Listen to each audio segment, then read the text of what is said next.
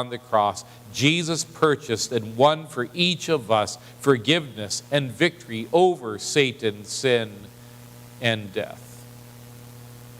And now we are his. And now we continually live under him in his kingdom, serving him.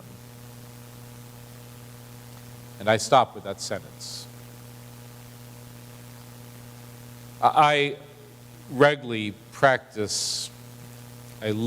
sit here or stand here and I read through my sermons because I want to hear my language. I want to hear if it sounds true. I want to hear if it's understandable. But the reality is often when I'm sitting here, I'm preaching this to myself. Listen to that sentence again. Now that we are his, and we continually live under him in his kingdom, serving him. So are you? Are you willing to live under him as the Lord who rules and reigns over every aspect, every area of your life? Are you truly then, in the midst of doing that, are you serving him? You have to answer that question.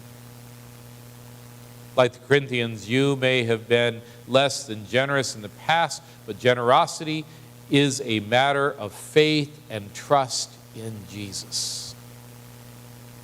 It's a get to.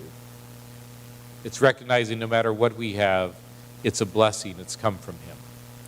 You and I may struggle to trust that God will find a way to care for us and increase our generosity, but regardless of how much money we have in the bank, how much we earn at work, how much we get in our investments, each one of us is rich beyond measure. For we have been given the riches of Jesus' death and resurrection, salvation and life eternal. And that is the greatest richness and rich gift of all. And so may we now live in confidence in God's provision and be like those that Paul wrote about in Macedonia, overflowing with wealth and generosity, overflowing with joy, that many more may experience that same joy of Christ, his love